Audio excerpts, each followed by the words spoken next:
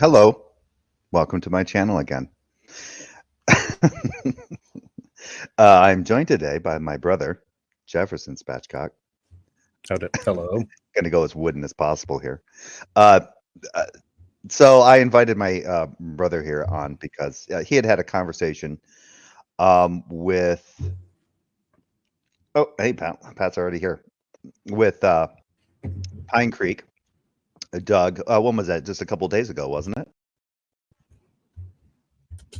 The long chat, that was the night before last. Yeah. And so Doug has already started. Doug of Pine Creek has already he did a short of some of the questions that he asked Jefferson during that conversation, and I thought it was kind of interesting that he would do that. That's why I titled this PinecreekDoug, Rita, Skeeters, Jefferson, Spatchcock, because it just is like a quick quote pen kind of bullshit where he gets the answer, he asks the question, and then he edits it in such a way that he gets the short answer and thinks that's all you need. All right, so his audience can just imply whatever buffoonery they want to the conversation. So I took they can make their own decisions, I think, is how they. Yeah. With just a yes or no. Yep. So I went back and Doug, vomit face. Jesus. Oh, I see Pat's a fan. Yeah. So I went and I found the short, and I took the liberty of looking for the Bree. Took the liberty of finding the timestamps of the questions that he asked, so get a little bit more context on. Why did I just get a reverb? That was weird. Anyway, that was for me. That was for me. Oh, okay. So yeah, we'll just start this up. Let me add this to stage. Let's put us down here.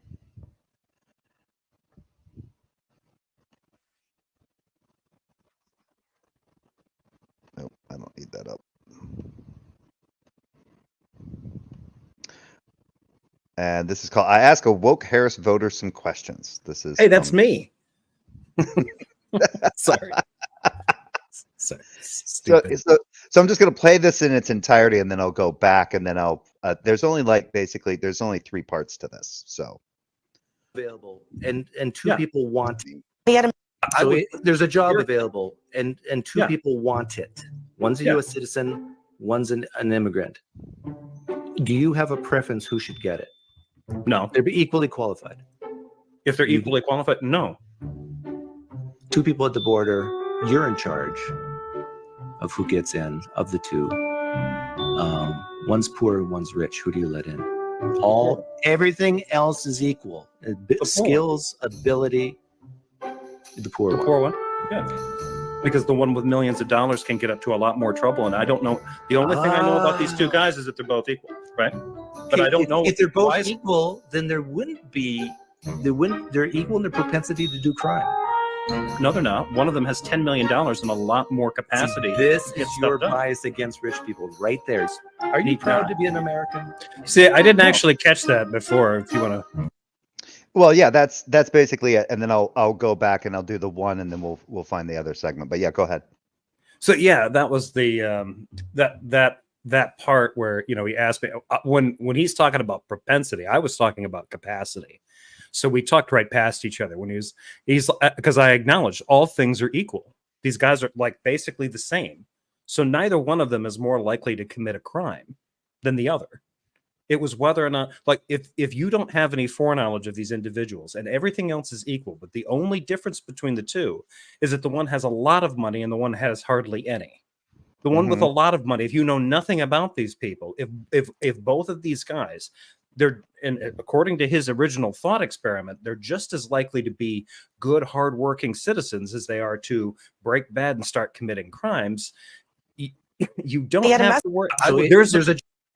There's a reason why. Don't you have to declare? Oh, if you have over 10, like over $10,000, up to $10,000 in cash on you on a plane, you have to declare it at customs. Yeah, I'm not exactly sure. I don't know. I don't know what the amount is, but if you're traveling with an enormous amount of money, law enforcement and the authorities want to know that you're doing that.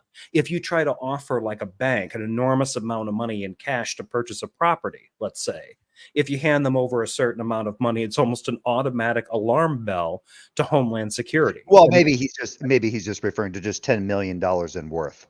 No, but I mean, he and some of the people that have been commenting on this are acting like I'm just out of my mind. Like, no, why on earth would you consider this an issue? Like, anytime you got somebody running around with an enormous amount of money, right? Like that. So I'm not out of my mind in thinking, like, if you've got a guy that's showing up and he's worth $10 million and he wants to come here, wouldn't you want to know why? Well, last time I checked, if you have a large amount of money, especially cash, that you want to put down on a house, you have to actually show the bank. You have to make some kind of good faith demonstration of where you got that liquidity from, where the wealth came. Yeah. But the point of that isn't to say that lots of money is threatening and rich people have a greater propensity to commit crime. That's not the point. The point is, even in contemporary law enforcement, that amount of money getting thrown around does raise eyebrows, and it can raise alerts. So in the situation that he's talking about, where you've got two basically identical people, they might as well be clones. One of them is practically penniless and the other one has $10 million. If I have to worry about, I can only pick one and one of them breaks bad, the poor one can get into less trouble. The one with $10 million can get into an enormous amount of trouble and possibly get away with it. Yeah, and the person, and I think we talked about this before. There's a difference between getting into legal issues and doing things that are unethical that are not necessarily illegal. So right, there's that issue as well. Yeah. But then again, that's outside the remit of the thought experiment. But I think it's been interesting to see some of the kickback. Like, well, why would you care? Like, of course you want the rich person to come here. Like, do you guys not know how financial crimes are like looked into or suspected? Like you can't, like I said, if you try to fly into another airport and you've got 10 grand or more on you, they want to know. I'm wondering, right? Like, I'm wondering if this question is really not because it's deeply thought out. It's mainly to try to expose the bias of someone my supposed bias against the wealthy. And it's like, yeah. And the thing is, like, one guy actually says in one of the comments, "Oh, go be poor someplace else." Like, if these guys were migrants, like the situation when I asked him, hey, if there was a severe storm and Trump were living there and he was coming here to ask for asylum for safety, would you let him in? He's like, no, he can go to the south of Mexico where there's no storm. And I'm like, okay, why can't the 10 millionaire do that? He can go be rich someplace else. Why does he go rich in the mountains? Yeah, so there's this whole virtue signaling identity politics built into it that he will not admit to. It's pathetic. Yeah. There was something I was going to add to that. But now I just lost it. But anyway, I didn't get enough sleep last night. I went to bed early for me. It was like quarter to 4, but I got up at like 10:45. So I don't sleep. Ever since I've been on night shift, I have not slept that much. But anyway, so I'm going to play the first question, pause it, and then I'm going to switch over to your video to get a little more context as to the answer that you actually gave here. Job available, and two people want it. One's a U.S. citizen, one's an immigrant. Do you have a preference who should get it? No. They'd be equally qualified. If they're equally qualified, no. Okay. So I do want to say, before we go into the rest of the thing, the one thing that never got brought up here, the one thing that's getting confused by his viewers is they're like, well, it's easy. If you're an American, you should favor the American. Like, or why wouldn't you hire the American? Something to this effect. I'm like, I'm not saying that I wouldn't accept the American as a candidate.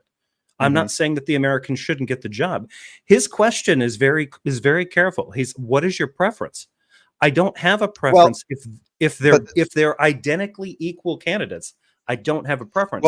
Well, remember when we were talking about this because you thought it might be a policy issue. The thing is that when I went back and I was doing the timestamp search for this, so he does bring up there's a reason why you thought he was talking about policy, because he asks you if you think that there should be a system in place to track Yeah. those people. So I'm going to Right. play that. I'm going to start playing this now so that people kind of get, there's a little more context instead of the Rita Skeeter that Doug did. Okay. Yeah, I agree with you. Working is way better than stealing. Do you think that there should be checks to just make sure that the job that the immigrant's taking, American doesn't want it? How would you do that?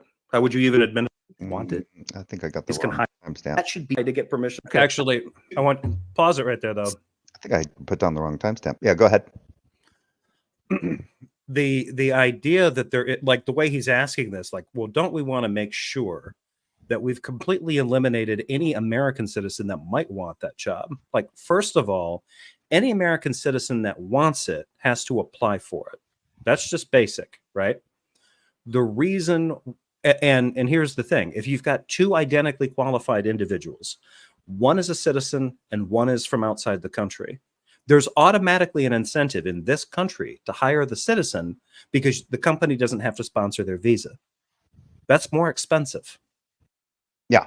So unless they need the person who's from abroad because they need them for other skills that would make them more qualified, like, say, fluency in the language of their home country or something, which means they're not identical to the citizen that you're looking at, but everything else being equal, it's like, okay, we're going to pick that person. You end up having to factor in the increased cost of taking on and sponsoring an international laborer's visa requirements. So there's already a preference built system in there for American employers to favor hiring American citizens. Well, we never got into that. He's just trying to keep it, in the realm of like vague, abstract hypotheticals. Mm-hmm. Now let me. What percentage? I'll ask you. I don't know. Okay. But is So- it unreasonable to think that at least 1 out of 10 million people would steal to survive? No, Is that unreasonable? Okay. that's So- why I don't think that the law that So we shut But- down everything because of 1 in 10 million. I want to put this here or he before this goes. Here's the thing. He's obsessed with the fact that with our border patrol, we might let in a criminal, but we could end up doing a situation like he does not seem to be that concerned about the higher rate of crime that citizens already commit in relationship to the community of immigrants that we have. So, Well, even and even he has talked about how he holds to the idea that it's black people who are responsible for over like 50% of homicides in the United States, specifically black males. So those are U.S. citizens committing a very, at least in his mind, a large amount of homicides. Yeah. Every year, I guess. I don't know. Yeah. But either way, there you go. So why are you worried about the immigrants when you have, I don't know, that what he thinks is the case, the fact that it seems to be that, the black community or the black population is deadlier than the whites it's usually being and presented deadlier than as Hispanics and they, Asians. they have, because arrest rates are higher amongst those groups, we can therefore say that there's something there that suggests a propensity towards more violence. And it's like that doesn't follow. Yeah, but I still don't understand. But yeah, but my point is that I would think that would be more along his concern. Like it's like if you're looking for that 1 in 10 million, that 1 out of possibly 10 million that might cross the border, but you've already talked about the scourge that is the scourge of homicides that are more that are committed in mass, or especially at a rate way higher than any other demographic group. The black people are definitely way more dangerous, and yet you can't deport them. They're citizens. Well, I actually have a thought experiment on that, but we'll wait till you get to it, 'cause you probably made a timestamp about it. About that one, no. So I'm just no. It's about choosing the two guys, the $10 million guy and the. Oh yeah. That comes up here later. Yeah, for some reason that timestamp, I thought I had the right timestamp, but apparently not. So I'm just gonna play and see. It's around this part I thought I had the right one, but There's a separate law that says they have to apply to get permission to work. If they come in here, I think that they should either that should be done. If they get the ability to get a court case, and we know administratively it's going to take them at least 6 months, they also get approval to work, so companies can hire them. That would greatly reduce any incentive they have to break the law. Okay. Yeah, I agree with you. Working is way better than stealing. Do you think that there should be checks to just make sure that the job that the immigrant's taking, American doesn't want it? There already is. How would you do that? How would you even administer that? Well, by, let's say, having a system where if, like, that I had to go through when I was on my work visa, there was a period of time where there was a call for U.S. citizens to take the job that I was being offered, and if it wasn't fulfilled, then I could have it. Well, yeah, they would probably do that anyway. You're talking about basically like what do they call it? Hiring priorities. Yeah, they have a priority to hire an American citizen. You're agreed with me that U.S. citizens should have a priority for work over an immigrant. I would probably leave that to the states. I'm asking your personal opinion. No, I mean I would be probably okay with.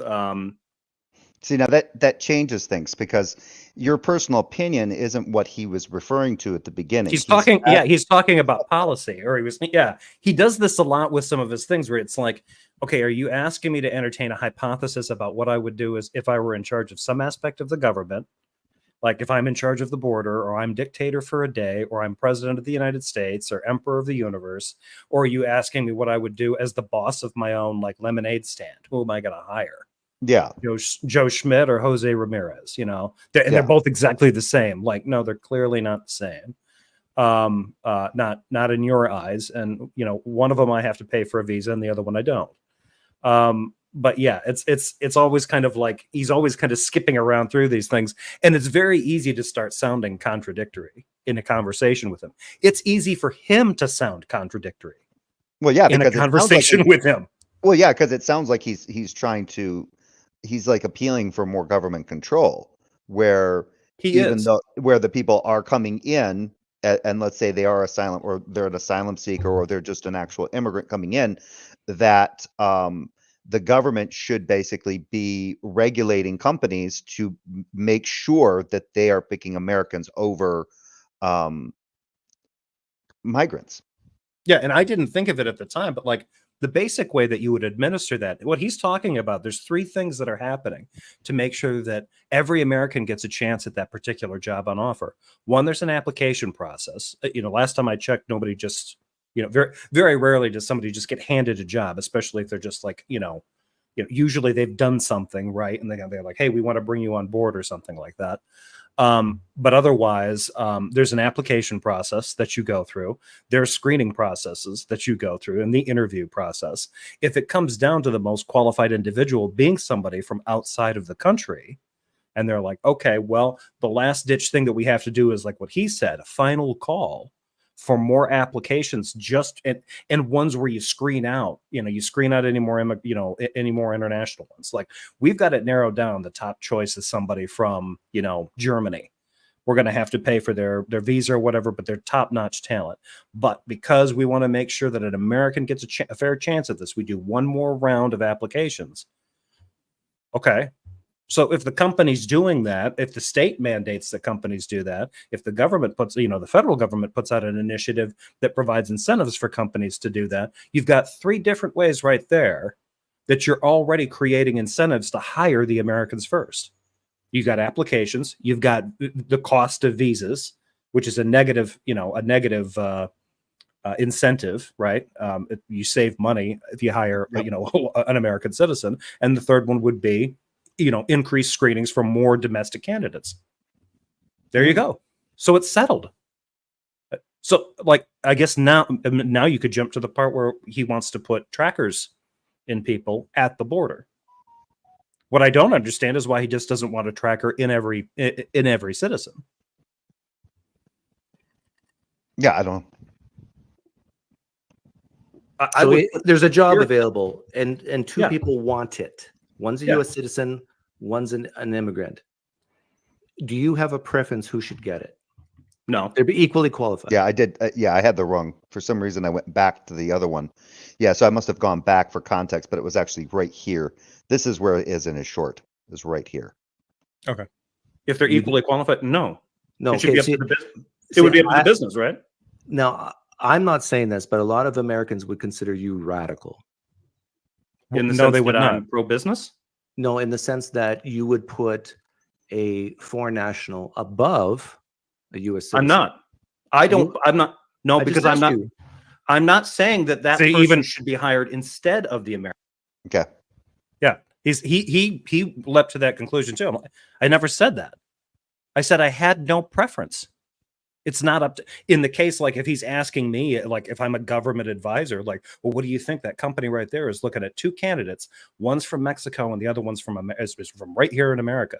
Who do you think they should hire? Like, that's not my decision. If they want to, if they think the individual from Mexico is better qualified or has a additional skills that make them a better fit for the company, and they want to pay the extra money for the visa, that's up to them. But Yeah. they have to assume the added costs. Literally, I could not possibly care less who they hire, as long as they're not hiring somebody who ends up turning out to be, some kind of, Bond villain or something like that, And you do have to get background checks if you're getting hired. So, Yeah. I'm saying I don't have a preference. It's up to the company. Okay. How is that me putting my thumb on the scale? Listen to my question very I carefully. did. Doug, listen to me. I'm not, and please listen to my answer carefully. I am not saying, what you seem to be saying is that by not providing a preference to the American, I am somehow by default providing a preference or an advantage to the immigrant that's coming in. But I'm not. No, I'd be like, no, I don't care. the Why does question it is, jump? If they're equally, the question is the forcing employer you. should be able to. The question is forcing you to have a preference. So No, if it's there's a not. gun to your head, Yeah. It doesn't. And this just breaks it. Like, okay, now you have to pick one or the. I'm going to force you to choose. Like, why are you forcing me to choose for them? Now, if it's my own company, I'm probably going to pick the person that's cheapest if I'm short on cash. If I need if the international candidate is bilingual in a way that helps me, then maybe I will spend that money to sponsor their visa. But that, again, that does not make them equal. And his thought experiment is they're both completely equal. Which one are you going to hire? Like, I have no preference at that point other than the cost of dealing with the visas. So I guess if you put a gun to my head, I'd be, well, I guess I got to go with the American because, Captain America spelled with a K came at me with a handgun. and you're going to die unless you can't say no preference. That's the absolute most ridiculous hypothetical. What if I threatened you with death? Will you answer my question now? Like, well, gee, Doug, I kind of have to, don't I?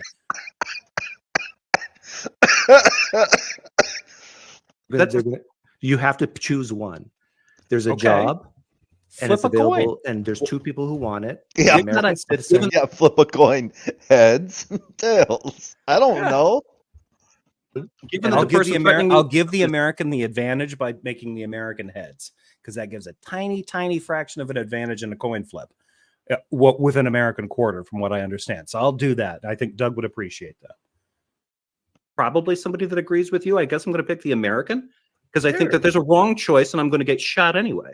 So you need a gun to your head to say the word American. No, I would. Did you see? Okay, pause that. Yep.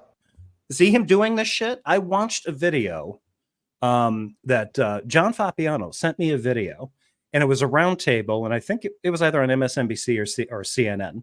Al Franken was there, and there were a couple, maybe 3 Republicans there, and the one Republican guy, I knew him. He's probably about late 30s, and he was doing the exact same stuff. Somebody would say something, and then his rejoinder would be this sort of BS spin response, like, "Oh, so when did you stop beating your wife? You know, just loaded questions and loaded statements filled with innuendo. I'm like, dude, if you paraphrase and straw man every statement that a person makes at you, like, you know, the idea to do that is that, one, you're going to exhaust people that are going to try to be like, wait a minute, did I just hear some bullshit? And two, if they're not exhausted, they're probably just going to tune it out because it's just going to be a cacophony, right? That's why you have so many lazy people that just throw their hands up. Oh, all these people are liars. Like, no, they're not. There are people in that room that are telling the truth, and there are other people that are blatantly lying. And when Doug does that, look at the look on his face. Like, he thinks that he's practicing how to be a smug spin doctor for like crap media. There was actually a video that I was going to do. I'm still thinking about doing it, but I got to find the original post, or I could possibly find it. But I saw it on a clip from the Daily Show, and it was from Fox News, and it was when they had Melania Trump on there. And remember how when Doug was talking, he's brought that up before. I take a crystal ball, and you have a crystal ball, and you see 5 years down the road or 10 years down the road or something like that. Greg Gutfield did the same thing with Melania Trump. The exact same thing. Well, yeah, I don't know what kind of stuff he watched. He does watch a lot of like right-wing news. I can tell. I'm just wondering if he's like, you know, armchairing Greg Gutfield kind of thing. That's simulating. Well, it doesn't seem to matter which one you specifically watch. Like I said, this was a random clip sent to me, and I catch it, and I'm seeing his techniques in action. So yeah, he's boiled his brain in Fox News gravy to weigh in on that decision instead of the employer. Doug, do you not understand the exercise you just gave me? Of course I understand the exercise I just gave you. Then when I'm saying no, because you're asking him as an outside, you haven't specified in the hypothetical whether he's an outside like regulator. Yeah, because he hasn't corrected it. Yeah, he never corrected it. He never corrected it because I'm saying I'm leaving it up to the business. He's like, no, I want you to have a preference. Like, in a situation where it's not my business, I don't have any information to go on to make this decision on their behalf. You said they're two equal people. Yeah, that's what Bree wrote in the. That's what Bree, I think, wrote in my. Yeah, there is no information available to direct a decision, and there isn't. The only information that's available is something that he didn't bring up, which I didn't bring up either at the time we were having the conversation. It didn't occur to me to connect it to this part of the conversation, was that, well, actually, if you're looking at these two people, one of them costs more to employ than the other. They can never be completely equal. So for a lot of companies, that's going to make the decision for them. But he didn't want to include that. No, because it's about being American over being a foreigner. Yeah, and he's trying to say in this hypothetical, they're exactly the same. Let's say that they were. Let's say that we lived in America where there was no visas. It costs that particular business can pick an American or pick somebody from another country, and it's entirely this. Like, they don't have to pay for any of the visa paperwork. If they hire somebody, all that paperwork, it's on the taxpayer. Right, it's covered by the government, right, as part of like an economic stimulus. Like, we don't, you know, you want the best and the brightest from anywhere in the world, you have them. You don't have to pay for, you don't have to sponsor their visas and keep track of any of that stuff. We'll do it for you. Okay. So now these two candidates really are equal, right? I still wouldn't have a preference for that company. If it were my own company, and this is probably where Doug will take like a link to this, like, if it were my own company, it's going to depend on what that person does. How they present themselves. Yeah. It's going to depend on how they fit the team. And if he tries to say, like, he's talking about this as if they're fungible or something like that. Well, in my example, I've got two people that are exactly identical, but one is American and the other one is from some foreign country. Well, then they're not identical, are they? They're not going to have exactly the same skills. One of them is probably at least bilingual. The American very likely is not.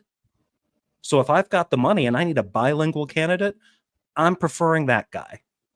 The hypothetical just does not fucking work at all. Him trying to say like, well, no. Are you going to pick an American citizen? Or are you going to pick an an immigrant over one? Like, what difference does it make if they're equal? Like, oh, I can't believe you do that. You're a traitor. Like, Was the company that hired, was the place that hired him a traitor? never go to a libertarian forum is all I'm going to tell Doug.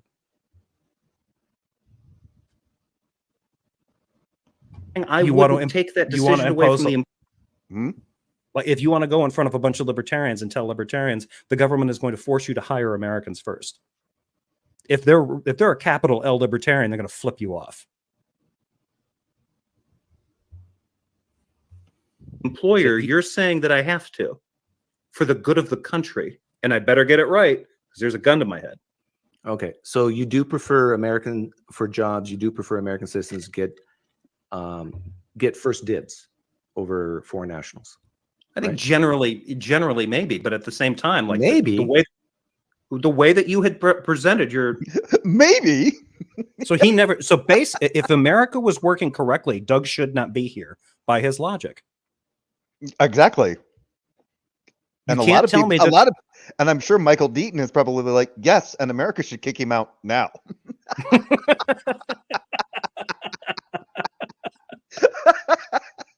Sorry, Michael, if you're around. I've seen him argue with Doug. Jesus.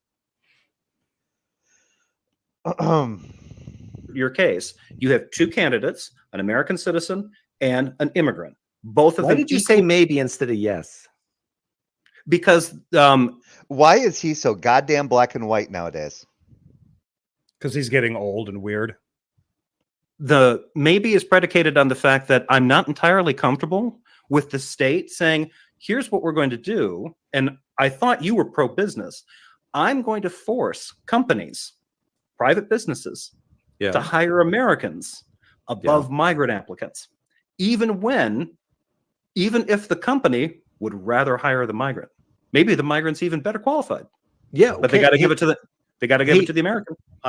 We're not disagreed there. Like, if let's say there's a job available, you would disagree with that. No, I said I don't disagree. Then what the fuck is the point of the hypothetical now? Right. You're just asking for somebody's personal opinion, and that's not actually going to get us anywhere in a society.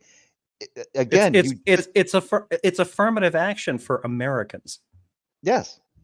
Yeah, that's all it is. And it's not even real. That's not even what affirmative action was. What he's proposing is the mutated, caricatured stereotype that conservatives said affirmative action was, and he's taking that and being like, you know what? That horrible monstrosity over there would be perfect if we used it to dictate to businesses that they need to hire Americans first because they need those jobs. And even if the businesses are like, you know what? The vast majority of people that we need in, like, say it's a software engineering company, like most of the candidates that we're interviewing, most of the experience that we need, they're coming from places like India or African countries. Like, we're, if you're comparing talent, we want the ability to bring these people on. They'll be like, nope, there's quotas. But Doug is now saying, like, no. I wouldn't force a business to be put in a position where they had to hire a less qualified American citizen than a better qualified immigrant. Okay. But that company has now just shown preference to the migrant. Wasn't that something that I didn't even go that far. I said preference should be up to the company. So we're basically in agreement. This has gone nowhere. Because what you added in there, remember when I gave the hypothetical, I said they're the same in qualification, but now you're adding one's more qualified. Yeah, and that's what happened in my case. They can't be. I was way more qualified than the Americans, and so I got the job. And so, I agree with you there. But if there's a situation where an American is as qualified, if not more, then you would definitely go with the American, right? Now, are you asking me as somebody making this decision on behalf of businesses, a policy, or me hiring somebody? You hiring somebody. I would base it entirely on which one I thought could do the job. I would not have a preference either way. No. Okay, but if they both can do the job, would you have a preference? No. No, I would not. No, you're contradicting yourself. At first, you said The only See- preference I have is the one I think is the most qualified for the position. That's Right. it. They're both equally qualified. One's an American, one's You don't No, have a one. Hang on, pause. That wasn't what he did. I missed it. What he changed the question. He's like, would you be willing to hire the American if the American was more qualified? That was implied in what I was in all the explanations that I gave. Yes. If I'm the business owner and I'm looking at two candidates and they're not equal and the American turns out to be more qualified, yes. I'm probably going to hire the American. Yes. But now he went right back to no, they're equal. They're equal. They're equal. They're equal only. Then there's nothing to direct that at. The only thing that you could direct that at would be to introduce another component into the mix, which would be, well, given that international employees cost money based on visas, I'm going to favor the Americans so I can avoid the cost. If they're the same, basically the same person. Yeah. But he doesn't want that in there. He wants them to be completely even on the that really is the case. Then there is, you can literally flip a coin. You don't have a preference anymore. There's nothing left to prefer other than the fact that one is an American and the other one is an immigrant. But as a company, they're just a worker. So what do they call it when you prefer one, your own over another? Is that anyway?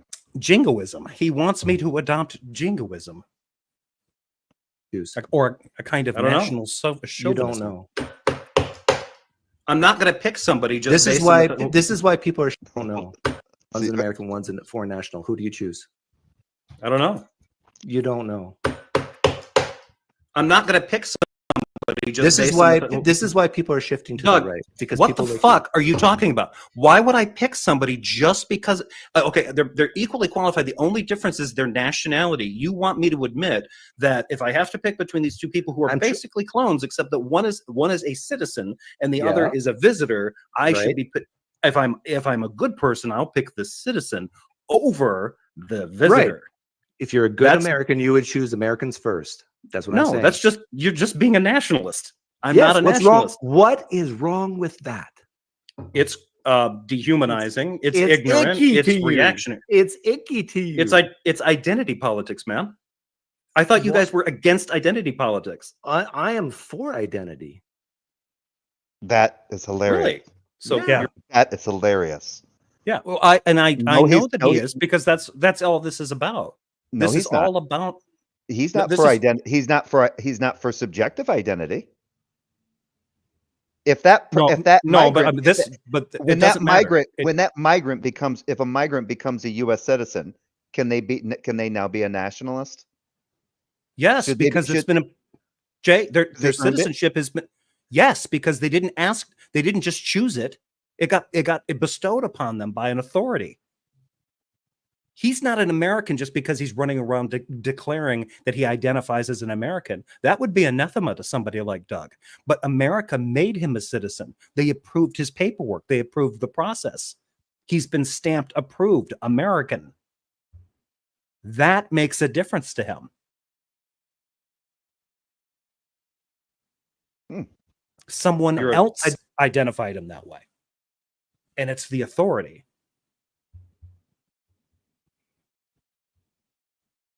Identity is what gives people stability. Like if a person doesn't have identity, perfect, they go crazy.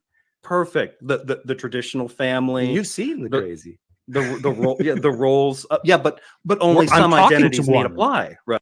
What's that? Right. I was talking to one. He's like, yeah, you've seen the crazy. Yes, I'm in a conversation with one right fucking now, who is as desperate for the American patriot identity as any person he's ever tried to pretend needed it, like a snuggle bunny.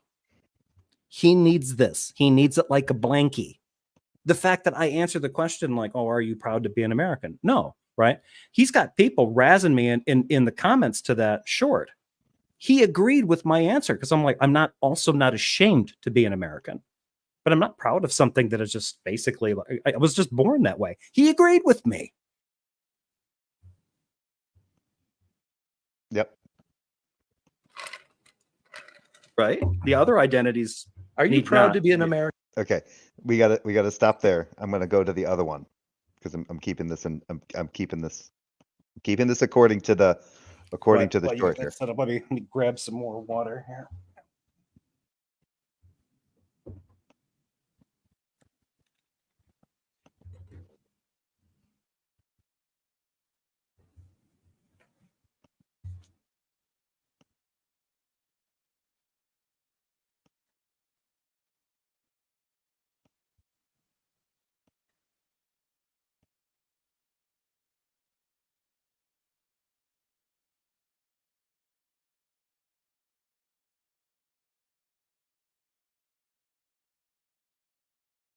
Get this.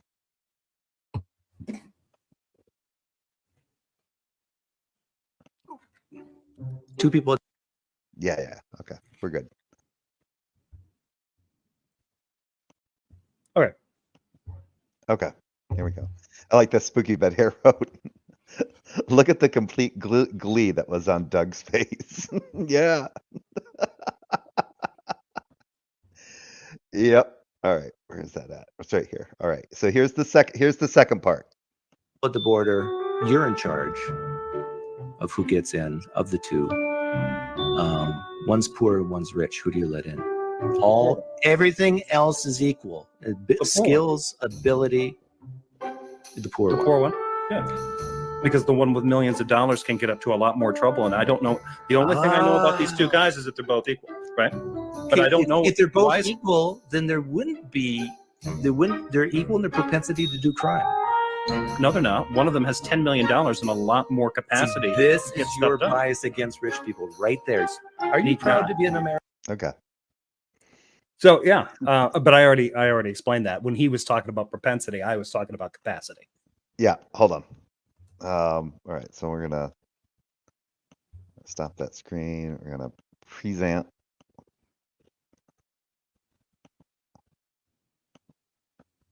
I think that's right around the where's that? The 158 mark. Yeah. Good God, that was a long conversation between. I never even got to the COVID shit yet.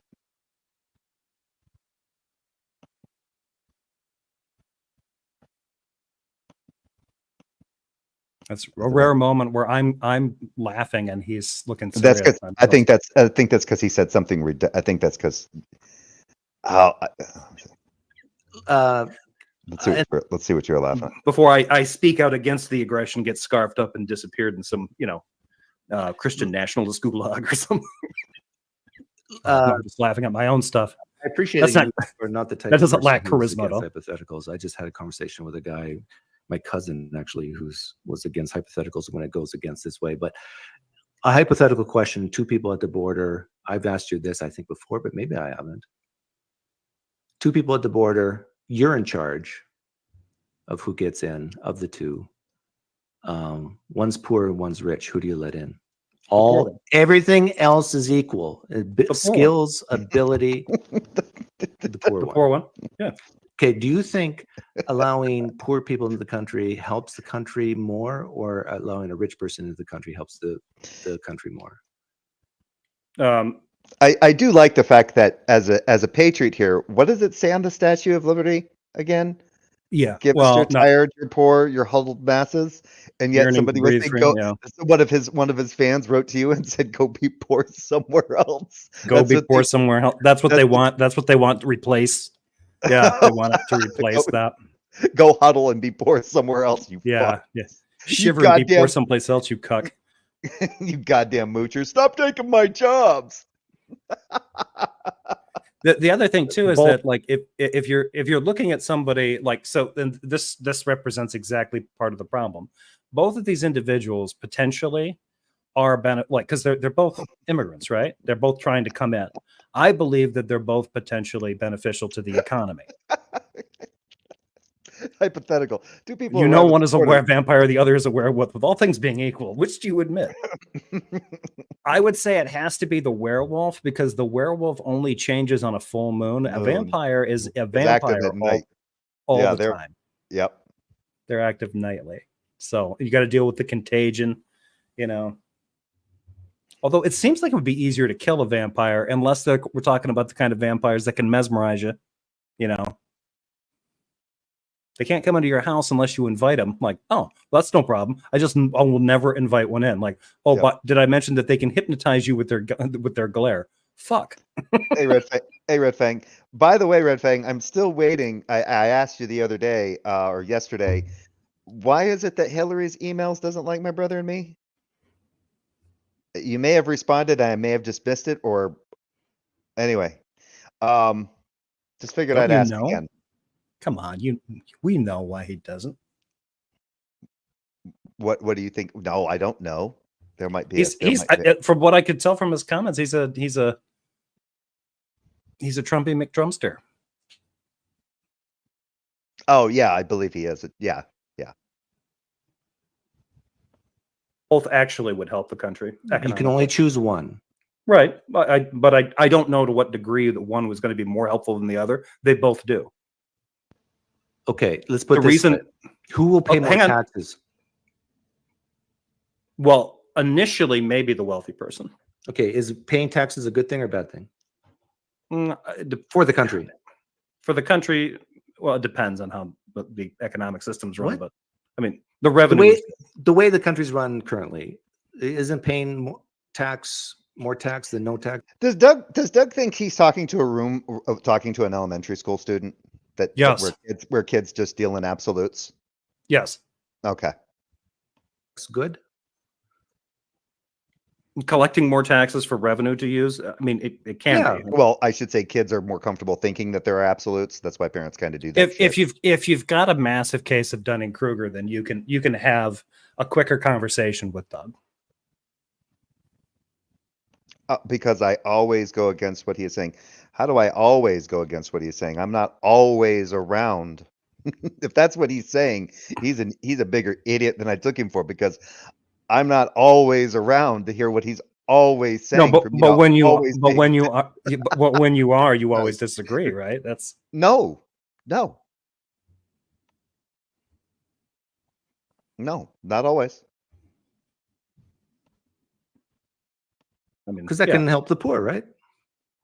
Yeah. Okay. So we got a rich man. Let's say, not a billionaire, because I know. I would say Hillary's emails is living up to his womanly name. You really hate billionaires. Oh shit! But let's say, stop being so emotional, Hillary's. Good luck. I don't know. There's only no one cares about your feelings. Right. I can only think of one billionaire that irritates me so much that I would say I come close to hating him. I don't personally hate any of, well, maybe Elon Musk, because he's just a fucking dick. I don't agree with the concept of billionaires. Doug doesn't understand this. Like, not only do I think that billionaires are bad for society and for an economy, I think that being a billionaire is bad for the billionaire. Well, I think I've mentioned this in comments, and I'm sure that probably the fact that they've got so much money.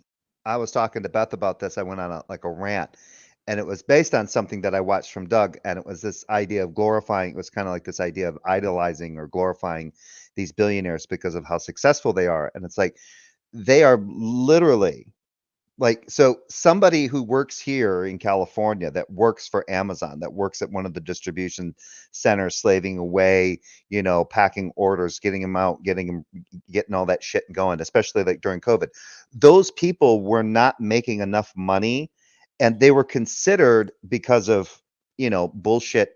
Well, I don't know if it was necessarily bullshit at the time, but because of those loose standards on what's that term that they used? Essential workers. They were classified as essential workers. And then they were getting sick because Amazon management wasn't doing good quarantine and good distancing and mitigating the spread and stuff. But either way, none of those people were making enough money to afford a house or even an apartment here in California. None of them. While Bezos has enough money to spend to build a rocket to fly some celebrities up into the upper atmosphere and then come right back down. How many salaries could he have paid? How many homes could he have bought for his employees for the amount of money that cost for that rocket ship? Yeah. But And that's part of the problem. Like if you have a massive, if you have the kind of massive wealth. Yeah, it's a massive wealth. It's not a matter of being like, how much money do you need to be independently wealthy, to be comfortable, to the point to where you're not fucking over other people making all of this money, and these people can't even afford to feed their families. They can't even afford a roof over their head. We have apartments out here now where the only way a person gets into those apartments is if they make, each person that is living in the apartment has to make at least 3 times the rent every month. And these apartments are $2,500, $2,800 a month starting. Yeah. It's not good enough to have one of the tenants make 3 times that amount. All of the tenants, or if it's a couple, both the tenants have to make that. And this guy's got billions of dollars making money off the backs of people, packing up people's shit so people can have, like me, can have their socks and their boxers sent to them and whatever else, which I'm not against Amazon, but for fuck's sake, I think they deserve a little bit more than the $18 or $19 an hour that they're starting at. Yeah. Just like when people thought that it was ridiculous that you would pay a lot of people to, I don't know why this was such a controversy, pay more people, or pay more to people who were handling your food. Like, well, it's just a fast food job. I mean, who cares? You got teenagers to do that. Yeah, and think about that shit back in the day when people would just literally eat garbage. Look at the food that they would buy for their dogs. People would eat shit and for some reason didn't care if somebody picked their nose while they were making you a sub. No, they probably did. The problem with it is whether or not, well, they didn't, as long as they didn't see it, then they didn't care. The problem is the attitude about it. The idea is always being pushed down. The idea is for you, despite the fact that you're in a crap job, not making enough money to really justify the chunk of your day that the job is taking, right? You are being expected to have the good attitude, to have the good work ethic, to put in the effort, blah, blah, blah, blah, blah. But your boss doesn't have to. And society can kick down on people who are trying to do something with that job. Like if they ever wonder why there are people out there with a really negative attitude about, like, you know, when they would talk about, well, these people, they just don't want to work. Like they did the same thing when the back to the office stuff kicked in during the pandemic. They're like, wait a minute. You sent a bunch of us home. We were working from home, a perk that a lot of places don't have. It became a mandatory thing for a lot of companies. It worked out better than they ever expected. And they didn't even have to plan for it. They had to do it in an emergency. And then at about 18 months into the whole thing, there were ones that were like, oh God, we got to get rid of this. We got to get people back in the offices. We have to return to some kind of normality. Like, okay. But do you have a reason to do that? Because you were telling everybody that was unsure and insecure about working from home that costs were down, transportation costs were down, sick days were down, absenteeism was down. Everything improved in those metrics, and they wanted to go back to the worst model.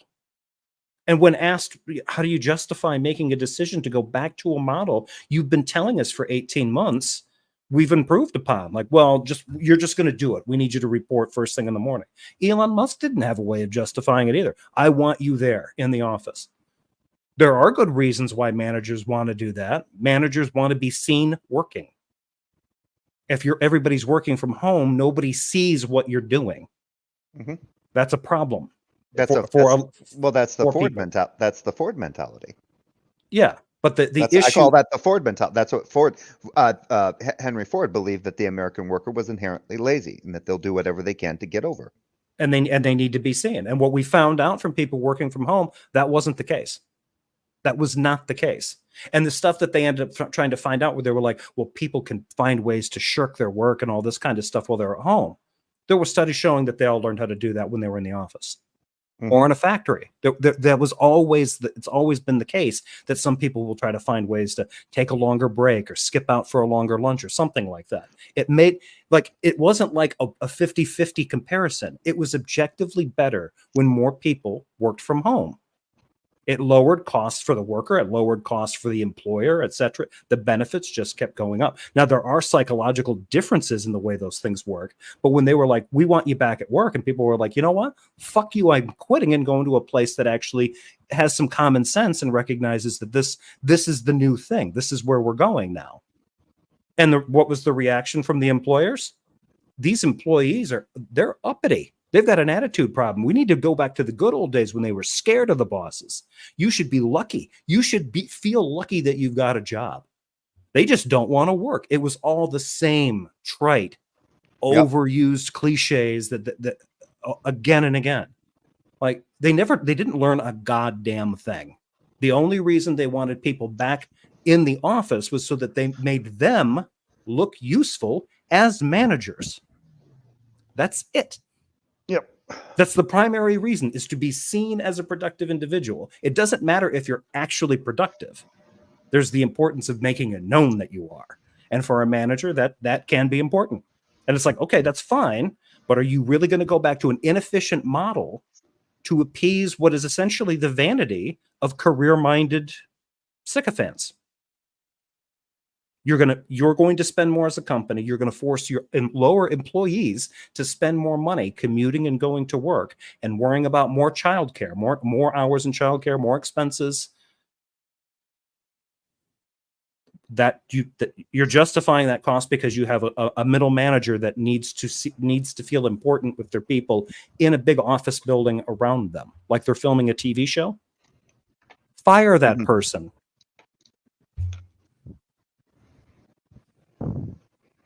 Sorry, rant over. Yep. I just figured I'd let you go. Beth just got home, so.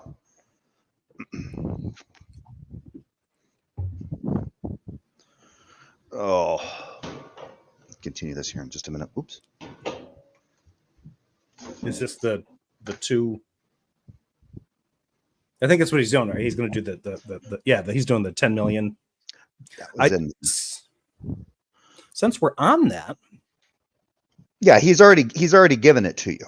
Yeah, I have a question for. Well, I'll wait until we get into the clairvoyant part. Okay. Worth $10 million or something like that, and then a person is just the clothes on his back. But they both have the exact skill set. They're both no crime. Everything else is equal. Just one has lots of money, one doesn't. I want to know how the person with no money with the same skill set as the person with $10 million isn't rich too. What was it about the one person what was the skill set? How did the person with that skill set, whatever that skill set is, but it's the same skill set as the poor person, make $10 million and the other one is poor? Maybe he's from a different country than well, no, he's saying that they're both equal. So they're from the same country, same age, same background, same skills. One's got 10 million and one, maybe he just got it from a family member, inherited it. Who knows? But the only difference is the money they possess at that time. Yeah, if you're looking for any kind of inequality, the only inequality that's involved is the amount of money one has over the other. That's the thought experiment. Yeah. Hold on 1 second.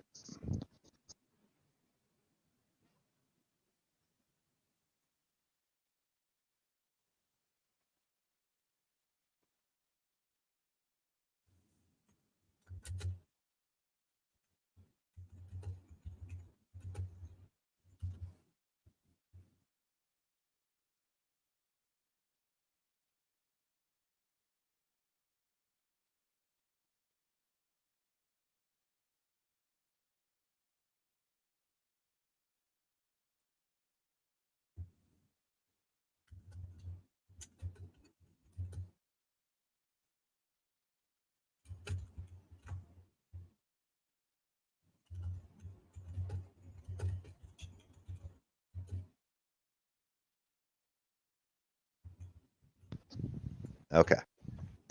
I'm back.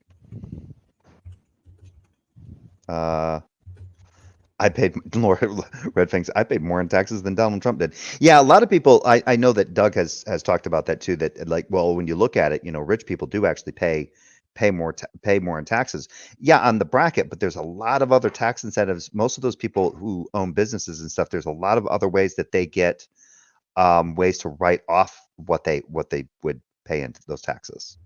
Yeah. So that's not something that's always brought into the mix. But all right, we'll continue with this here. Yeah. Who do you let in? For national security purposes, the poor. What? Explain. Because the one with millions of dollars can get up to a lot more trouble. And I don't know. The only thing I know about these two guys is that they're both. I hate that. I've done it. But I've revealed Jefferson's communism. But see what he heard. He didn't hear what I said. I didn't say that he was more likely to. I said he could. Yeah, I know, because he turns around and he does it. Yeah. Because then he asked me about propensity. I'm like, I didn't say anything about propensity. I said he could. I don't know anything about their propensity. They're supposed to be the same guy. Yeah. Each one has the same level of good/evil in them. And I don't know the future. So which one am I going to pick? The one without the resources to really cause some damage. Yeah, supposedly $10 million in liquidity is not a resource that's worth looking at. So both equal, and right? But I don't know if they're both equal. Then they're equal in their propensity to do crime. No, they're not. One of them has $10 million and a lot more capacity. See, this is your bias against rich people right there. You think in your head that if you have more money, you're more likely to. Why would that matter? I misheard him because I was going. No. But why does he care? If I think that people who have money are more likely to be evil than people that are, he thinks black people are more likely to kill people just because they're black. Well, then he's going to try to say that. He's going to try to say that that this is an example of some kind of like irrational bias.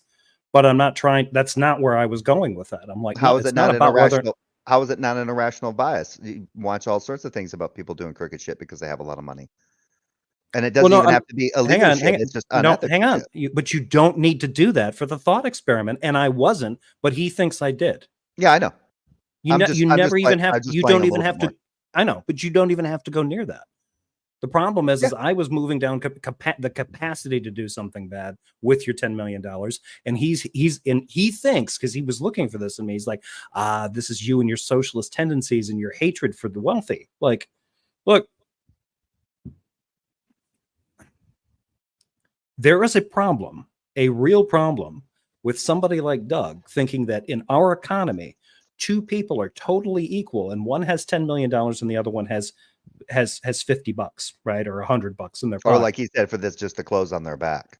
Because they're not equal in his eyes. The one that comes in with $10 million can pay everything in cash. The one that's got $50 or $100, he starts saying, well, that one's going to end up that one might steal bread. That one might shoplift. That one might end up needing social welfare or charity or something. The guy with the 10 million doesn't. Like, okay, but all those ifs, if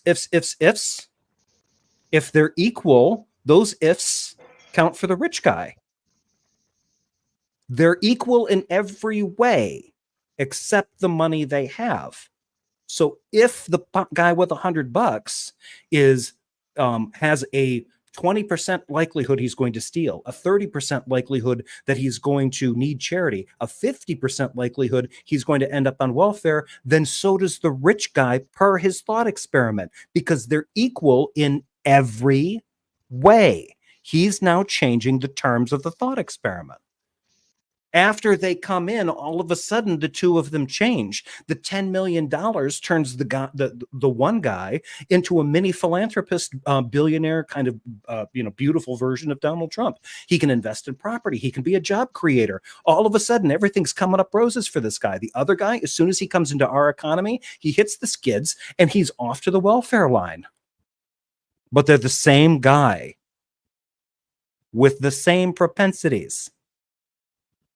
Mm-hmm. This whole thing is bullshit. Yeah. All of it is bullshit. He broke his thought experiment. No. That person Okay. has the capacity to do more harm because they have more money if they decide to go bad. Okay. If the poor person decides to go bad, they don't have a lot of resources. They're probably not going to do much damage, and they're going to get caught. Okay, I understand your reasoning, but does the rich person also have more capacity to do good with their money? Because the poor guy doesn't have any money. I mean, yeah, I mean, temporarily. Well, actually, no, because if the poor person comes over and starts working for the charity of just a house over their head and starts doing odd jobs for food and stuff like that, and is doing what they can to support themselves through by earning, well, it's not actually through charity, but they're doing charity and getting benefits from doing that charity by like building homes and stuff like that, then they are doing a good. So there, it depends on what Doug means by doing good. Is there a limit? Is there some kind of, is there a bar? Is there a and level by which again, someone can only do good things by in the amount of in money this that they have? in this scenario, they're both completely equal, right? So each one has the exact same propensity to either do good or do bad. So when he asked the question, doesn't this guy have a greater propensity or a greater capacity to do good? He can't have a greater propensity to do good than the other guy. That breaks the model. He may have a greater capacity to do good. That's true, because he can use that money for bad or for good, depending on what decisions he makes. But again, in this thought model, they're completely even except for the amount of money they have, and we don't know what they're going to do next. Mm-hmm. So that is broken. That does not matter. If he wants to say, oh, okay, well, the capacity thing. If they've got the capacity to use their money towards evil schemes, they also have more capacity with that $10 million to be generous with it and do good things with it. Yes, but are you going to roll the dice on if they're going to do that? That amount of money means that they can be a hell of a threat. Well, he's willing to roll the dice on if there's just a person out of 10 million that would come across the border and do crime, then something must be done. Well, the logic behind this would be if you had a group of 12 aid workers who were, not American citizens, and they needed to come over and they were penniless, and their first stop was to go to a Catholic charity and go to the soup kitchen and get a free meal. Right. And then after that, it's to find work or some kind of other thing. They're destitute, they're desperate, whatever. Like if he has to choose between this group of people, or if he has to choose between one wealthy cartel member, like, well, why wouldn't you let in the cartel member? Well, he's got a criminal background. No, he doesn't. He's never been convicted. Technically, he's not a criminal, but he's associated with these guys. But he's not technically a criminal. Well, all that money comes from drugs. Maybe. But can't he do a lot of good with it? Yeah, but he could do a lot of bad with it. He's a drug dealer. But you don't know, do you?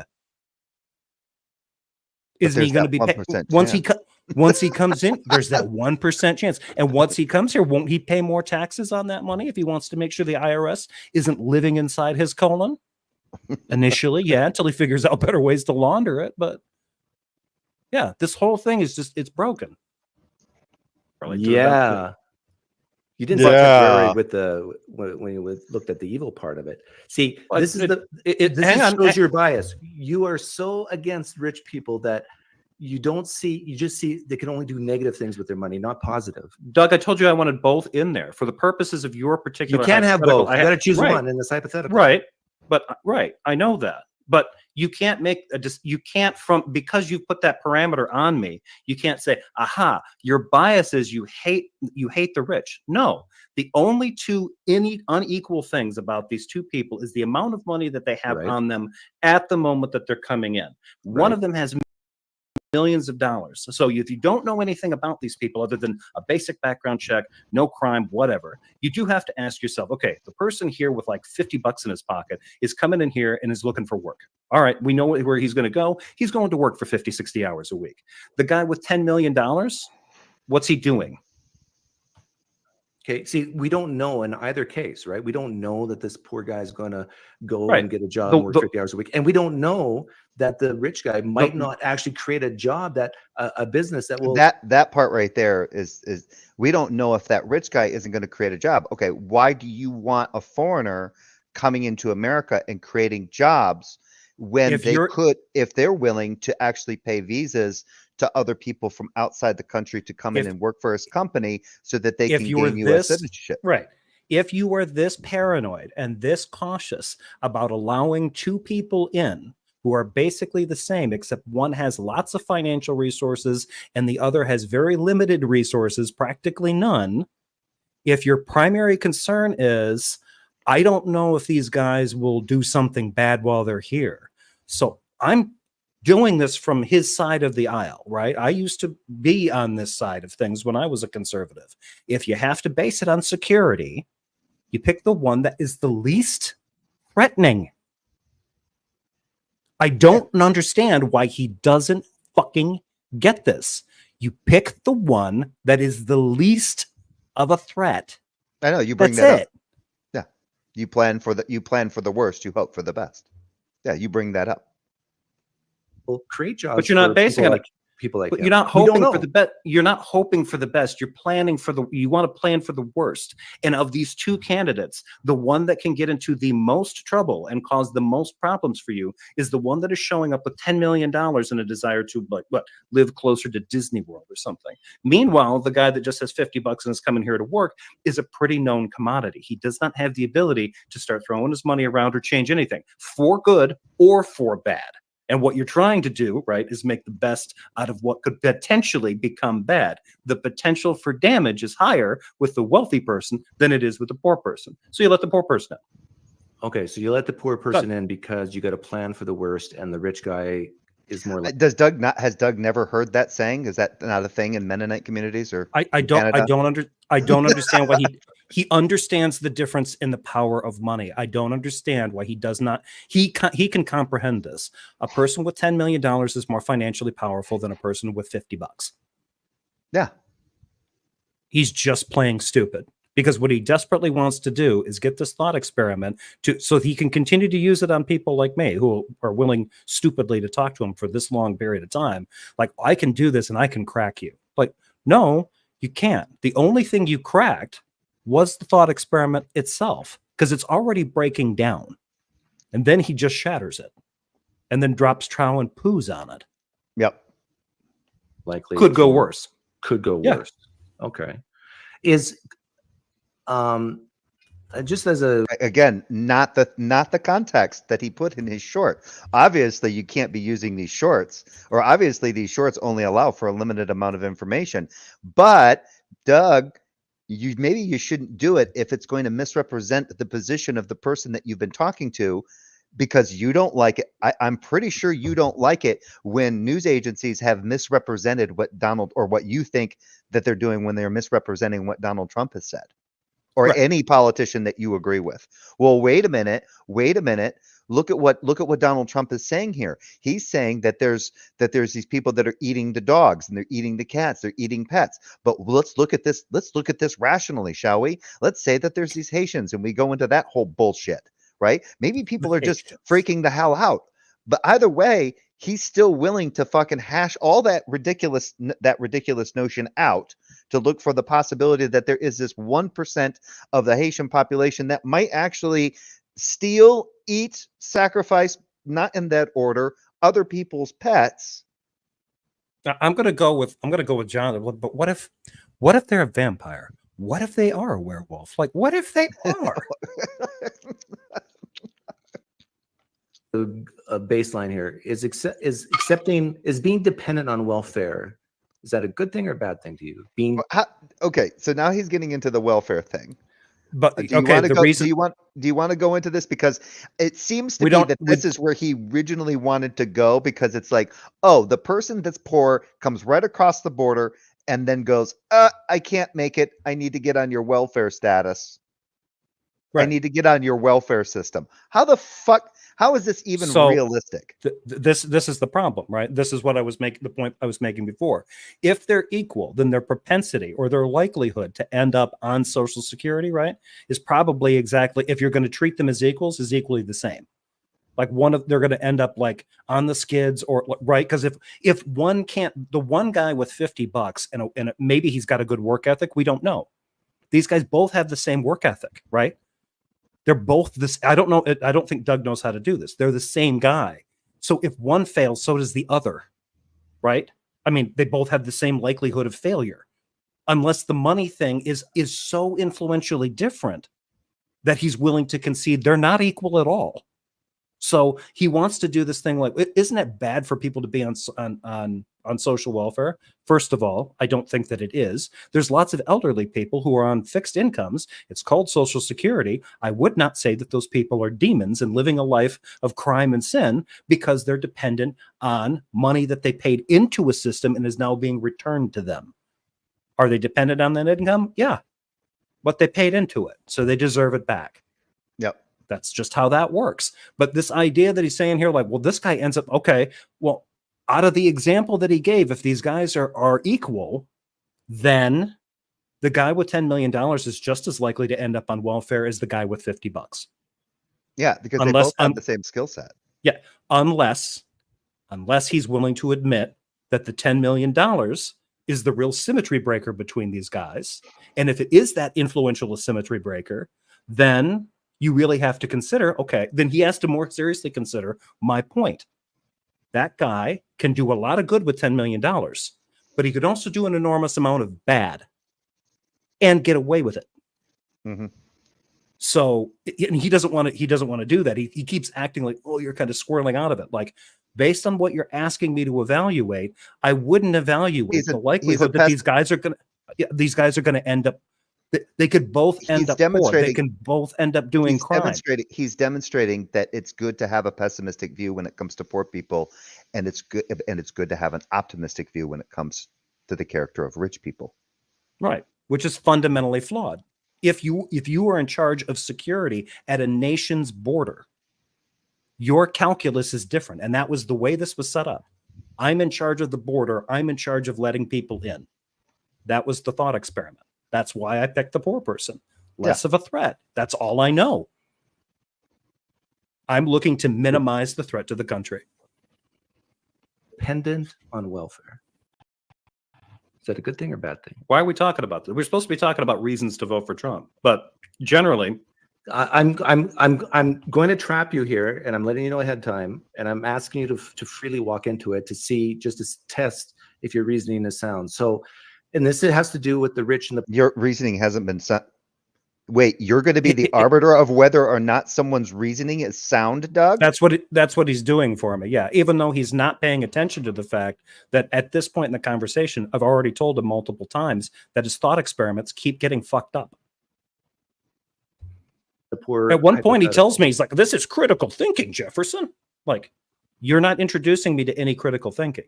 What you're doing is taxing my ability to maneuver through all your lines of bullshit.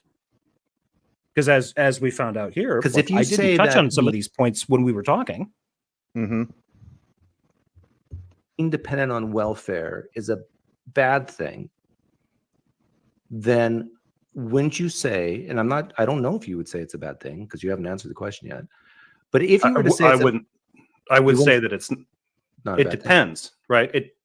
It's not bad to be dependent on welfare, but it depends on. Not bad to be dependent on welfare. How does he watch what he's going to do?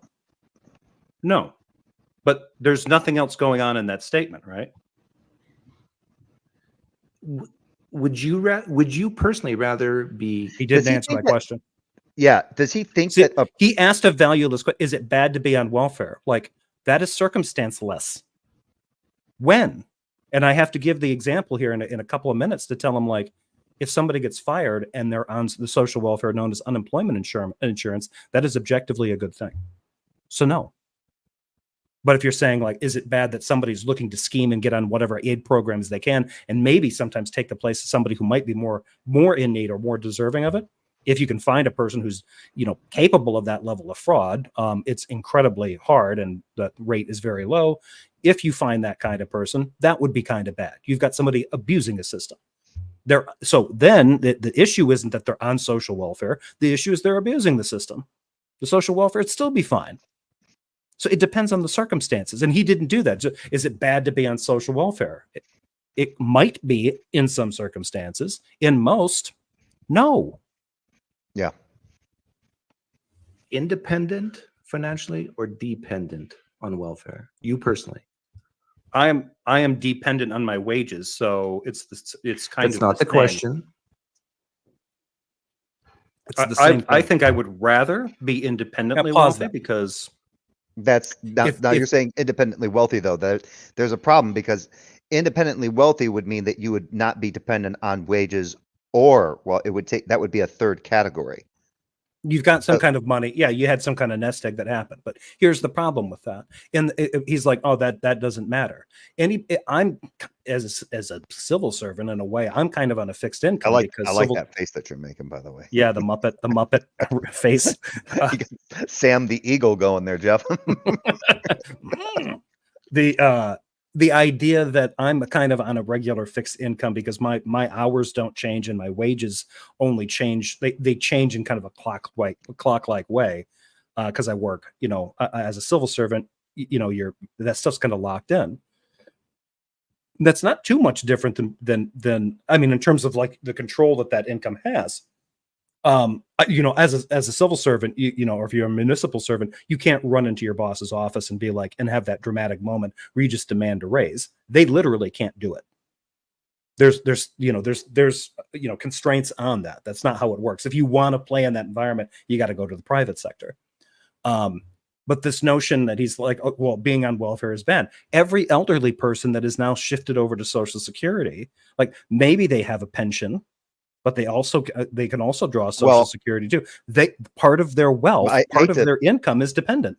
I would hate to burst Pine Creek's bubble here if he ever listens to this, but a lot of the guys when I was in the Army, I served during the Clinton administration when wages in the military, the rate of pay for soldiers back then was not the greatest. It was bad. Yeah.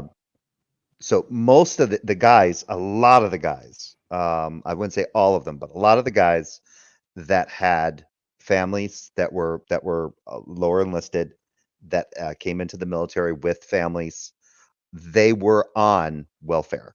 They were on WIC. They were on food stamps. Even with the fact that the Army gave them housing, even with the housing, and separate rats and the other little things that they got, the other little things that married guys would get to help support their families. If they had like 3 children, 4 children, I think even 2 children, they were on food stamps. They were getting WIC and food stamps. They were dependent on welfare while serving their country. Yeah. So, but he would say he would say that that's different and that's not what he's talking about. And in his thought experiment would still apply. Wouldn't it be better if they were all independently wealthy? Like if they were all independently wealthy, a lot of them would just resign. They wouldn't be soldiers. And once you in fact, it used to be, I don't know what it is now, but I think it used to be like if you came into a windfall of like $250,000, you could get out of the Army. You could just leave. Right. So you didn't have to finish up your contract. You could just get out. But yeah, if you want to skip to like maybe the next part, because we don't have to get into this one because this goes on forever. And yeah, I might go into that part later. When you go into the COVID one, I might review that later. But let me go to the last portion here.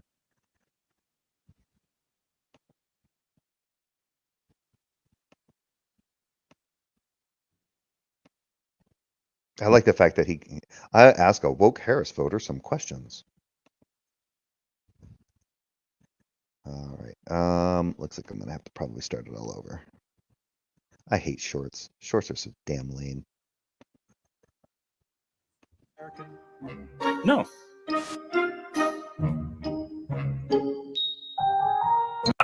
There's a job available. This is your bias against rich people right there. There we go. Are you proud to be an American? No. Yeah. So then he ended it there. He ended it with the question, are you proud? Rage bait for his Patriot viewers. Yep. Are you proud to believe? Can you believe it? He's not proud. The only thing that he could have done any better, I'm like, this guy's practically a hammer and sickle red. Like, where's your Stalin hat? Spatchcock. Surprised they're not calling me Stalin cock. Ooh, actually, that sounds like a larf. Okay, where is that? I think it's right here. If I'm a good person, I'll pick the citizen over the visitor. It's identity politics, man. I thought you guys were against identity politics. I am for identity. Really? So Yeah. you're Identity is what gives people Identity and identity politics the are person not the doesn't have same identity. thing. perfect. Yeah. They go crazy. Perfect. The traditional family. You've seen the crazy. the role, yeah, the roles. Yeah, but only some identities need apply, right? The other identities. Are you need proud not. to be an American? No. Why? That look. Why would I be? That I was look. born. Why? No, watch how Why would quickly I this be? turns around. I was born here. I didn't do anything to become an American. Ah, I like that answer. I love Right. that answer. So, I wouldn't So be any would different you- if I was born in England. I would be like, yeah, I'm. do you think I should be proud to be an American? maybe a little because you had to, you know. Yeah, You because took a I had to different do something. I'm way more American than a lot of these flag waving phonies in here who were just born here, right? Not to the people that take identity a little bit more seriously than you, and a lot more Well, seriously than me. I You'll take never be a. identity- I take You'll identity never more be a real seriously than American. you. You'll You're be afraid to be a you'll- nationalist. Yeah, but you're compensating because some of the nationalist buddies that you run around will never accept you as a real American. You weren't born here. Oh, they would accept me before you. You just admitted you don't like America. No, Then I said you're I not- wasn't. I you're didn't not say I proud didn't to like be- America. what he right did? there. Yep. You said you didn't like him. I'm like, no, I didn't. Caught him in a lie. Yep. One of many. You're not one of many. I'm not proud to proud. be an American. I don't have any real pride of being an American. No, Yeah, That I doesn't don't mean mourn that- it. I'm not. I I'm not down on appreciate being your American. honesty. I'm just not proud of it. I appreciate your honesty on that. I've never understood nationalism. No, or he doesn't. jingoism. I think they're weird. He said he thinks He thought He it was liked- a he- good he an- said he he- liked the answer. yeah, he liked the answer, but then he appreciates my honesty. But he said that after he was like, "Well, you just said you hate America." I don't think he understands he does not understand the nuance of this, or he's just. I really do think that because I caught him several times not listening and not registering things that I was saying. It does not follow that just because somebody is not proud to be whatever nationality they are, that they are then necessarily ashamed of being that nationality or hate that nation. Yeah. And I'm that person. I'm not proud to be an American, I'm but I'm not not ashamed of it. I'm not proud to be an American, and I served my country as a soldier. Yeah, I don't think that there's several people that militarily that I've spoken with. They're like, I think that's the stupidest thing that I could ever be at. Well, aren't you proud to be an American? Get the fuck out of here. You know, like it was like I served my country. Shut the fuck up. Like, no, I'm not proud to be an American. I'm glad that, for the moment we have a, relatively free government and, things are working out maybe okay for me, but not so great for others. But no, not proud, but not ashamed. Now, if they are veterans and they're working with veterans aid projects, I have heard those guys go on the news and say, I am ashamed to be an American because of the way America treats its veterans. And they don't catch this. They don't catch this kind of grief from a Canadian. Oh yeah, Red Fang says his son comes back from boot camp. Well, if it's Army, then it's basic training, not boot camp. Boot camp is Marine Corps. Just to let you know. But if he, Don't be a pedant. I'm doing that because if you make that if you make the mistake of You don't have to do that to Red Fang. His son's going to do that to him, right? Oh, okay. Well, then I'm just preparing him. Yeah. Watch out for the shit. Yeah, his son's going to do it. I do want to bring this up because since we're talking about he completely took. But that I out of forget. I don't proportion. remember if his son. I don't remember if his son joined the Marines or the Army. So I don't know. It might be right. It might be boot camp. But anyway. Let me. There's a question that I would ask Doug about the two guys, right? Because we didn't get into that. When I was giving him pushback on that, he decides that the one thing we need to control for is whether or not he basically wanted to eliminate the point that I was making, that the millionaire is a greater potential threat than the poor guy. It won't reach out there, honey. The connection won't reach out there. Can you Yes. keep track of that then? Sorry. You have to go. No, I'm good. But so, you know, that was all my point was, right? You're controlling the border. You got to pick between these two guys. And I'm saying my reason for picking the poor person, they're less of a potential threat than the guy with 10 million bucks. Simple. He then tries to control for that and changes the thought experiment by saying, I'm now a precog. I'm a clairvoyant who can determine, who knows that in the course of their lives, neither one of these guys, if allowed over the border, will ever resort to crime. So both are perfectly safe. Now, who do you take, smart guy? I wanted to ask him this question, and we went too long and I didn't get a chance to ask him. Now that he's flipped that, keep that thought experiment in mind. Let's say that that's the case. You have a person who's in charge of the border, and that person can determine who's going to commit crimes if they come to the country and who isn't, right? With perfect accuracy, perfectly clairvoyant. Mm-hmm. Now, in his thought experiment, you have to choose between two people, and both these people are not going to be criminals if they're allowed into the country. Perfectly safe, no threat to the American public, right? Mm-hmm. But you have to pick one over the other. Now, I'm presuming that the reason you have to pick one over the other is because of scarce resources, space. There's already a lot of citizens here, whatever Doug's, reasons are, right? You can't pick two. Yeah, sneaky But what if you did this? What if for every 2 guaranteed non-criminal migrants that approach the clairvoyant, he can take 2 if he's as long as he promises to banish an American criminal? Would that be good for the society? That's my question to Doug.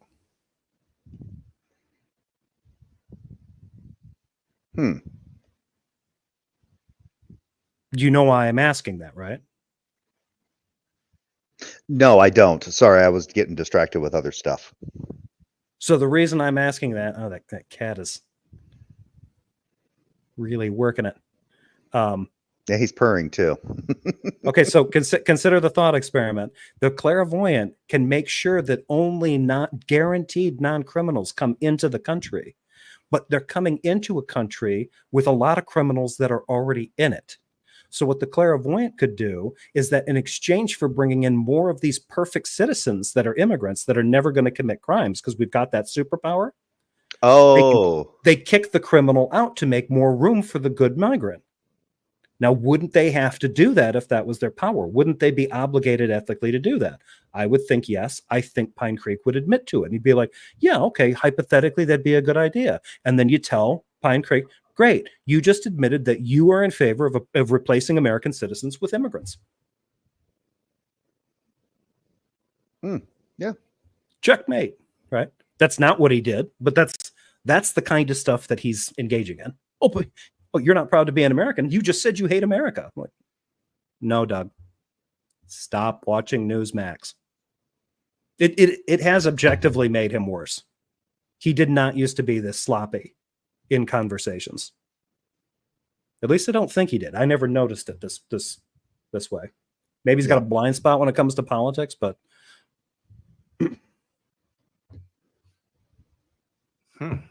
I'm proud to be an American.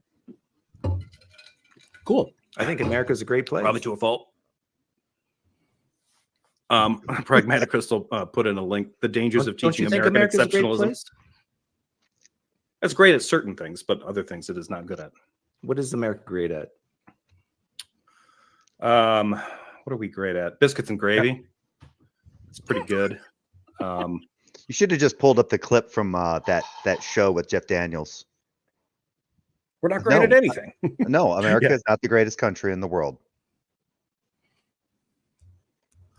I used to think like in some of our food, we were pretty good, like some quintessentially American food, fried chicken, barbecue. And then I went to Asia and they were better at all of that stuff than us. So it's not our food.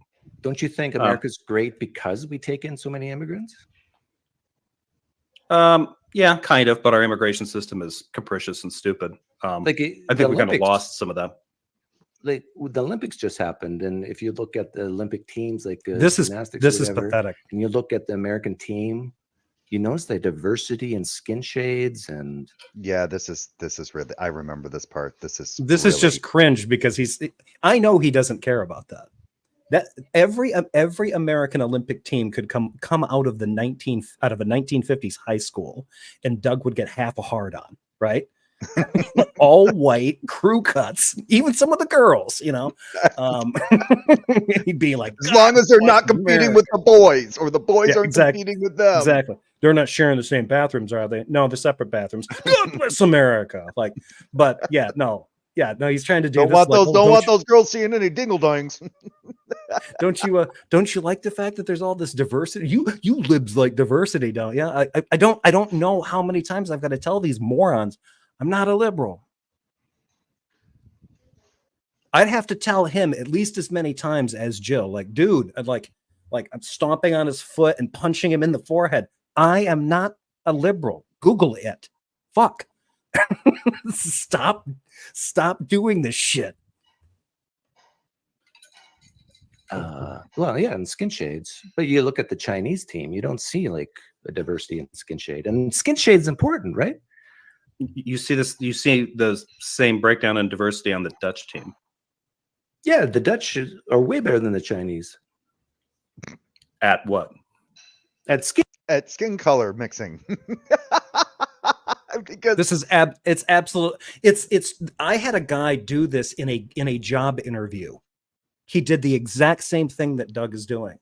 What he wanted me to do was admit that the Chinese are bad, so that he could make a clip out of it. in a job interview, I had a guy in a job interview play this shit up.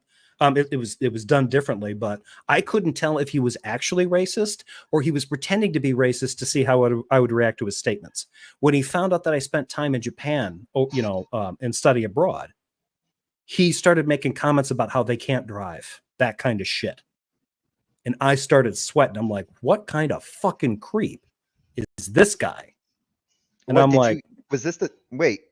Did you happen to interview with the same guy that was trying to sell Katie and Nick that car?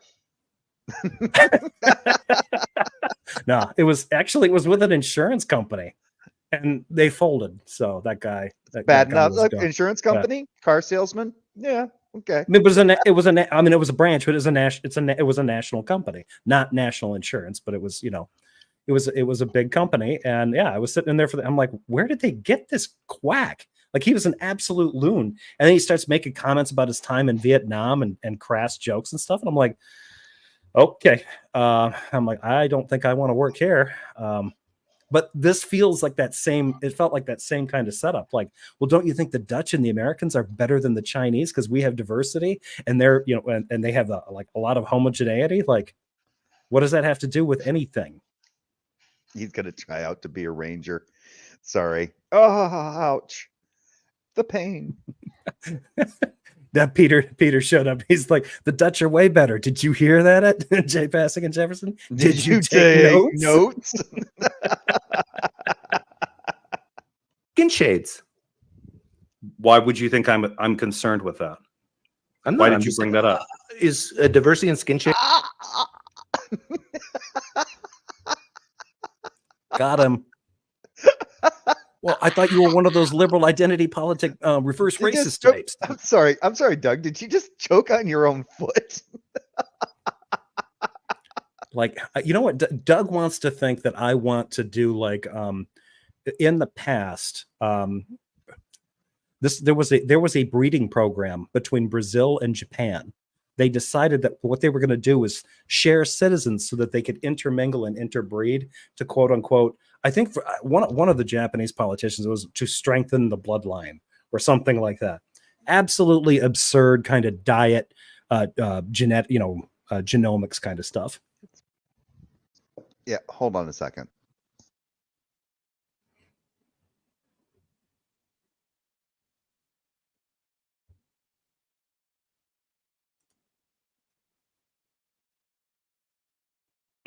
There are always exceptions, Peter.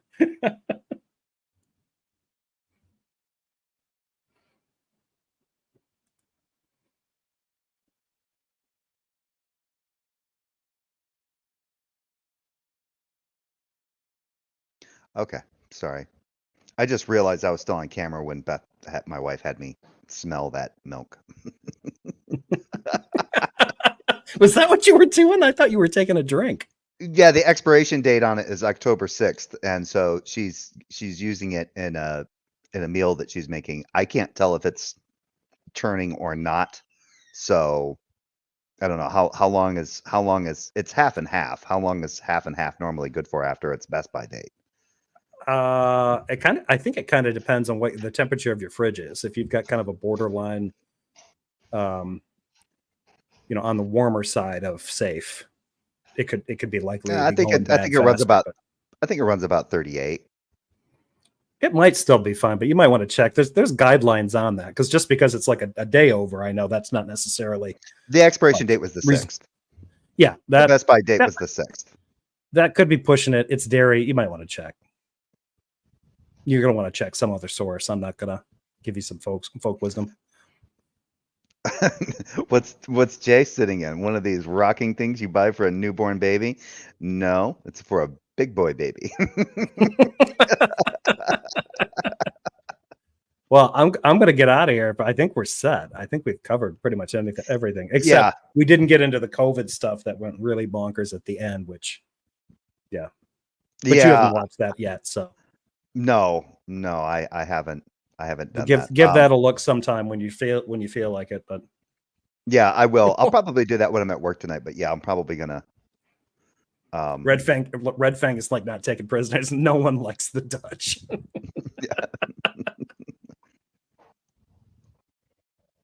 John says 50% chance it'll outlast its expiration date.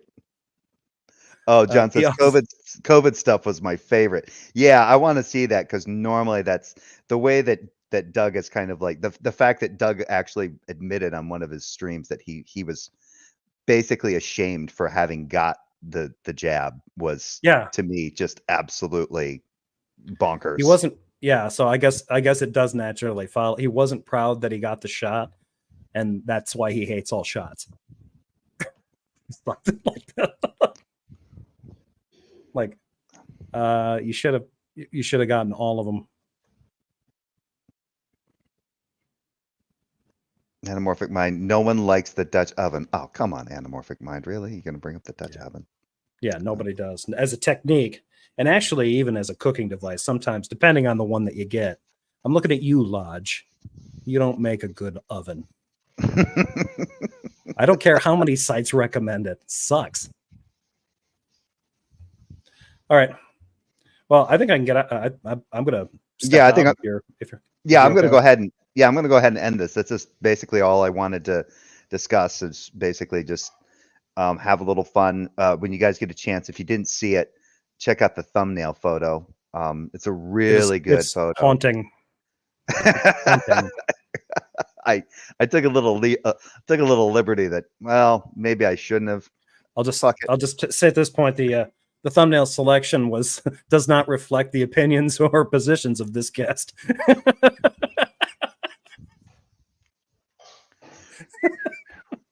Anywho, it's a work of madness.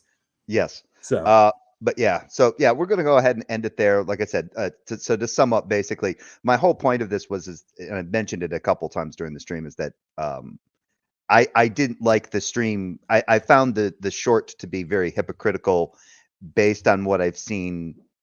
And like I said, maybe it hasn't been Doug that specifically stated this. Maybe it was other people with similar mindset that, like, oh, well, we want to make sure that we keep things in context, especially during like the political stuff. So if we have a person that's saying something, we don't edit it so that people can just, contrive their own meaning from it, and then go from there, and then basically start talking about how bad the person is because they said this and this is what this really meant, but without but then once it's shown in context, that wasn't what was meant at all. And so when I saw that short, I was immediately like, yeah, Doug did a Rita Skeeter. Quick quote. It's a quick quote pen kind of bullshit. Just basically leave, because Doug has this tendency to play on this very narrow corridor of, I want you to give me just yes or no to very complicated questions about like it would basically be like, how would if Doug is sitting there and he's one of these voters that wants to know more about like policy from the candidates that are running for the highest office in the land, basically Doug would be satisfied if someone asked Trump, are you going to deport these people? And Trump just said yes, then Pine Creek would be like, policy in place. Well, no, that's not entirely true, because he does want to know how he's going to do it. He wants to know how it's going to cost, and he doesn't think that they can find them all. But okay, so why isn't he more charitable with people explaining their position, and why is he reducing everybody's their positions on the questions that he asked them to simple yes or no? Are you going to the Vibes. store, hon? Yes. Okay. So anyway, okay. With that being It's said, vibes. All right. see you folks. Well, thanks for having me on, and getting a chance to talk about this again. Yeah, and Hopefully. this will be my first. This is my first official video doing anything about anything with involving Pine Creek. I think it is anyway. I don't think I've ever covered anything else I don't think I've even covered anything that where you've discussed anything with him in the past at all. So, or any of his content. So. He's trying to get out with me. Oh, okay. And the little monster here. You little bastard. You're still purring while trying to be that way? Jesus. No, you can't go. No. Fuck off, cat. No. Jesus, you have to stay. Get out the door. Don't bite me, you ass. There he goes. Run away. Cat's got skills. He'll beeline right for the garage door. He tries to get out through the garage door. Peter put up hashtag Pine Creek is the new Jill. That's so It's much worse than being the new Darth Hawkins. Actually, it's hashtag atheist Jill. Atheist Jill. Pine Creek is atheist Jill. So, all right. With that being said, see you folks. Thanks for joining. Have a good night.